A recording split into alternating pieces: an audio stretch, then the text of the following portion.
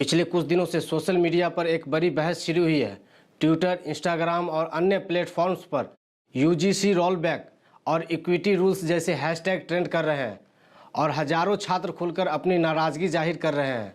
वजह है यूजीसी द्वारा 2026 में घोषित किए गए नए नियम, एंटी डिस्क्रिमिनेशन और इक्विटी नियम। एक वर्ग का मानना है कि ये नियम सामाजिक न्याय और समानता की दिशा में एक ऐतिहासिक कदम है, जबकि दूसरी ओर कई जनरल कैटेगरी के छात्र इन्हें अपने साथ संभावित अन्याय के रूप में देख रहे हैं। सवाल यही है, क्या ये नियम वाकई भेदभाव खत्म करेंगे या फिर नई तरह की समस्या पैदा करेंगे? भारत में उच्च शिक्षा में भेदभाव का इतिहास बहुत पुराना है। आज़ादी के बाद भी दलित, आदिवासी और पिछड़े वर्ग के छात्रों को शैक्षणिक संस्थाओं में कई तरह की चुनौतियों का सामना करना पड़ा है। रोहित वेमुला, पायल तन्वी और कई अन्य छात्रों को दुखद घटनाओं ने इस मुद्दे को राष्ट्रीय चर्चा का विषय बनाया। इन घटनाओं के बाद पूरे देश में यह मांग उठी कि शैक्षणिक संस्थाओं में एक सख्त और प्रभावशाली एंटी डिस्क्रिमिनेशन तंत्र होना चाहिए। यही मांग यूजीसी के इन नए नियमों की नींव बनी। सबसे पहले यह समझना जरूरी है कि ये नियम लाए क्यों गए। यूजीसी ने 2026 में उच्च शिक्षण संस्थाओं में जाति, धर्म, लिंग, दिव्यांगता और अन्य आधारों पर होने वाली भेदभाव को रोकने के लिए एंटी डिस्क्रिमिनेशन और एंटी इक्विटी रेगुलेशन लागू किए। इसके तहत हर यूनिवर्सिटी और कॉलेज में इक्विटी कमेटी, इक्विटी स्क्वाड और एक स्पष्ट शिकायत निवारण प्रणाली बनाना अनिवार्य किया गया है। इन कमेटियों की जिम्मेदारी होगी कि वे कैंपस के संवेदनशील इलाके जैसे हॉस्टल, कैंटीन, लाइब्रेरी और अन्य सार्वजनिक स्थानों की निगरानी करें और किसी भी प्रकार के भेदभाव या उत्पीड़न की शिकायत पर त्वरित कार्रवाई करें। नियमों के अनुसार शिकायत के मिलने के 24 घंटे के भीतर प्रारंभिक जांच शुरू होनी चाहिए और 30 दिन के भीतर अंतिम निर्णय लेना अनिवार्य है। यह बात नकारना मुश्किल है कि भारत में कई उच्च शिक्षण संस्थाओं में एससी, एसटी और ओबीसी छात्रों को आज भी प्रत्यक्ष या अप्रत्यक्ष भेदभाव का सामना करना पड़ता है। इसलिए एक मजबूत सुरक्षा तंत्र की जरूरत बिल्कुल जायज है, लेकिन विवाद की जड़ यहीं से शुरू होती है। पहला मुद्दा है झूठी या दुर्भावनापूर्ण शिकायतों के खिलाफ सुरक्षा न होना। पहले के ड्राफ्ट में ऐसी ही शिकायतों पर दंड का प्रावधान था, जिसे अंतिम नियमों से हटा दिया गया। आलोचकों का कहना है कि अगर झूठी शिकायत पर कोई कार्रवाई नहीं होगी तो व्यक्तिगत दुश्मनी, राजनीतिक मतभेद या वैचारिक टकराव को भी मामला बनाया जा सकता है। लेकिन विवाद की जड़ यहीं से शुरू होती है। पहला बड़ा मुद्दा है झूठी या दुर्भावनापूर्ण शिकायतों के खिलाफ सुरक्षा का न होना। पहले के ड्राफ्ट में ऐसी शिकायतों पर दंड का प्रावधान था, जिसे अंतिम नियमों से हटा दिया गया। आलोचकों का कहना है कि अगर झूठी शिकायतों पर कोई कार्रवाई नहीं होगी तो व्यक्तिगत दुश्मनी, राजनीतिक मतभेद या वैचारिक टकराव को भी भेदभाव का मामला बनाया जा सकता है, जिससे निर्दोष छात्रों का भविष्य खतरे में पड़ सकता है। यह डर बेबुनियाद नहीं है। अमेरिकी विश्वविद्यालयों में टाइटल 9 केसेस के अध्ययन से पता चलता है कि जब शिकायत प्रणाली में पर्याप्त सुरक्षा उपाय नहीं होते हैं तो गलत आरोपों की संख्या बढ़ जाती है। हालांकि असली भेदभाव के मामले में बहुसंख्यक होते हैं, लेकिन एक भी निर्दोष व्यक्ति के साथ अन्याय स्वीकार नहीं होना चाहिए। दूसरा मुद्दा है इक्विटी कमेटियों में प्रतिनिधित्व का संतुलन।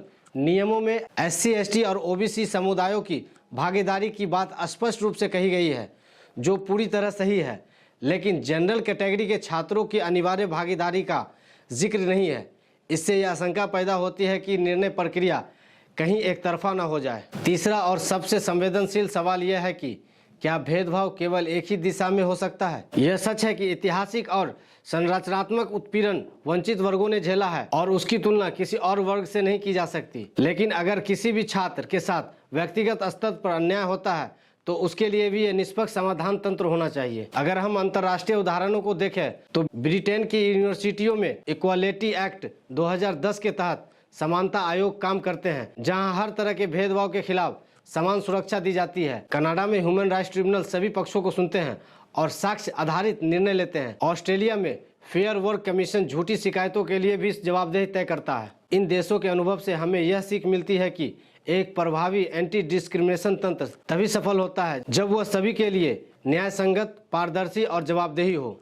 इन नियमों को लेकर शिक्षकों और प्रशासकों में भी चिंता है। कई प्रोफेसर्स का कहना है कि ये खुली बहस और आलोचनात्मक चर्चा का माहौल प्रभावित हो सकता है। अगर कोई संस्था असहमति या वैचारिक बहस का भेदभाव के रूप में प्रस्तुत कर दे तो शिक्षक अपनी बात रखने से डर सकते हैं। यह अकादमिक स्वतंत्रता के लिए खतरा हो सकता है। दूसरी तरफ कई प्रशासकों को लग रहा है कि हम इन नियमों को लागू करने के लिए पर्याप्त प्रशिक्षण और संसाधन नहीं दिए गए हैं। छोटे कॉलेजों में विशेष इक्विटी कमेटियां बनाना और उनको प्रभावी ढंग से चलाना एक बड़ी चुनौती बन सकती है। हालांकि इन नियमों के कई सकारात्मक पहलू भी हैं जिन्हें नजरअंदाज नहीं किया जा सकता है। पहली बार एक संस्थागत तंत्र बनाया गया है जो शिकायतों को गंभीरता से लेगा। पहले छात्रों को अपनी शिकायत दर्ज कराने के लिए कोई स्पष्ट मंच नहीं था। अब हर संस्था में समर्पित कमेटियां होंगी जो इन मुद्दों पर काम करेंगी। दूसरा, समयबद्ध जांच का प्रावधान एक बड़ा सुधार है। पहले कई मामले सालों तक लटके रहते थे जिससे पीड़ित को न्याय नहीं मिल पाता था।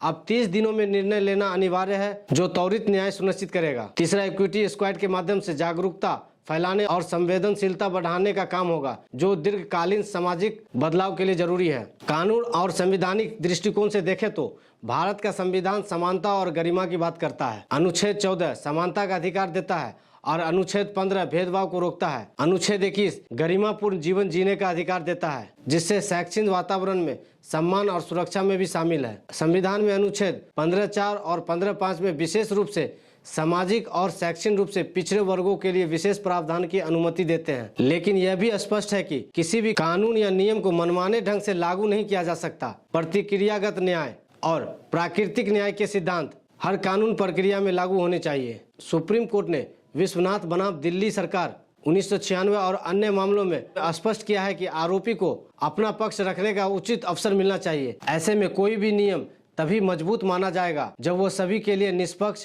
पारदर्शी और न्याय संगत हो। यदि किसी व्यवस्था पर भरोसा नहीं होगा तो उसका उद्देश्य कितना भी अच्छा क्यों न हो, वह जमीनी स्तर पर सफल नहीं हो पाएगी। कई सामाजिक न्याय कार्यकर्ता इन नियमों का स्वागत कर रहे हैं। उनका कहना है कि वर्षों की प्रतीक्षा के बाद आखिरकार एक सुरक्षा तंत्र बना है। उनके अनुसार झूठी शिकायतों की आशंका को बढ़ा चढ़ाकर पेश किया जा रहा है जबकि असली भेदभाव के मामलों में कहीं अधिक है। दूसरी ओर कुछ कानूनी विशेषज्ञ और शिक्षाविद चिंता व्यक्त कर रहे हैं कि नियमों के प्रतिक्रियागत सुरक्षा उपायों की कमी है।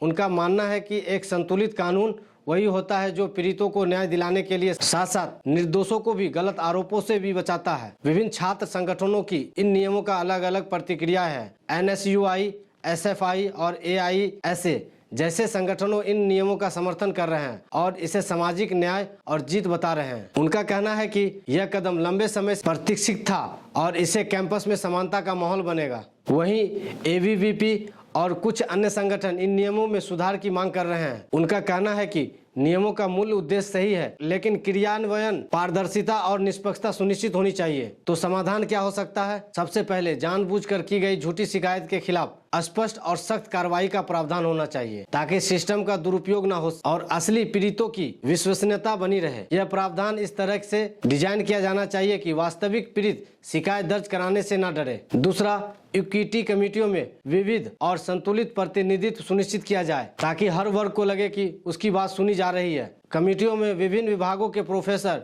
छात्र प्रतिनिधि, महिला प्रतिनिधि, दिव्यांग प्रतिनिधि और बाहरी विशेषज्ञ शामिल होने चाहिए। तीसरा, जांच प्रक्रिया पूरी तरह साक्ष्य आधारित, पारदर्शी और समयबद्ध हो जिससे शिकायतकर्ता और आरोपी दोनों को बराबर सुना जाए और हर फैसले का लिखित रिकॉर्ड हो। CCTV फुटेज, गवाह बयान, लिखित दस्तावेज जैसे ठोस सबूतों के आधार पर ही फैसले लिए जाने चाहिए। चौथा, शिकायत दर्ज होने के बाद आरोपी के खिलाफ तुरंत कोई कार्रवाई जैसे निलंबन नहीं की जानी चाहिए जब तक कि गंभीर और स्पष्ट सबूत न हो। जांच के दौरान दोनों पक्षों की गोपनीयता का सम्मान किया जाना चाहिए। पांचवा, अपील की प्रक्रिया स्पष्ट और सुलभ होनी चाहिए। अगर कोई पक्ष इक्विटी कमेटी के फैसले से संतुष्ट नहीं है तो उन्हें उच्च स्तर पर अपील करने का अधिकार होना चाहिए। छठा, सभी इक्विटी कमेटी सदस्यों को उचित प्रशिक्षण दिया जाना चाहिए। उन्हें भेदभाव की पहचान, जांच तकनीक, कानूनी प्रावधान और संवेदनशील मुद्दों को संभालने का प्रशिक्षण मिलना चाहिए। सातवां, हर साल कमेटियों के कार्य प्रणाली की समीक्षा होनी चाहिए और आंकड़े सार्वजनिक किए जाने चाहिए। कितनी शिकायतें आई,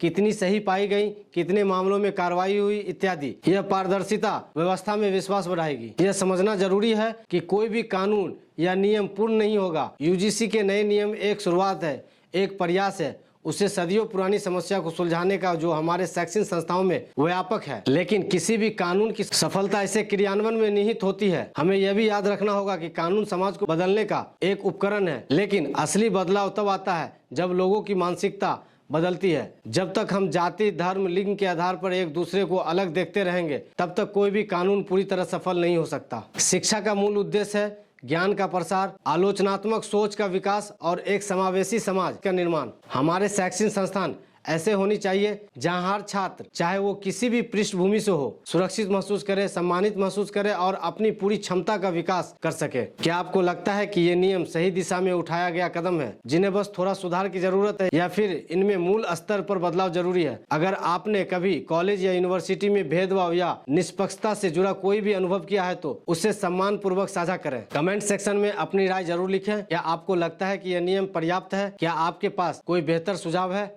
आपके विचार इस बहस को और समृद्ध बनाएंगे। अगर आपको यह गहराई से किया गया तथ्य आधारित विश्लेषण पसंद आया है तो वीडियो को लाइक करें, शेयर करें और चैनल को सब्सक्राइब करें। याद रखें, एक स्वस्थ बहस और खुली चर्चा ही लोकतंत्र की नींव है। हमें एक दूसरे की बात सुननी चाहिए, भले ही हम असहमत हो, तभी हम एक बेहतर और अधिक समावेशी समाज का निर्माण कर पाएंगे। धन्यवाद, फिर मिलेंगे अगली वीडियो में। जय हिंद, जय भारत।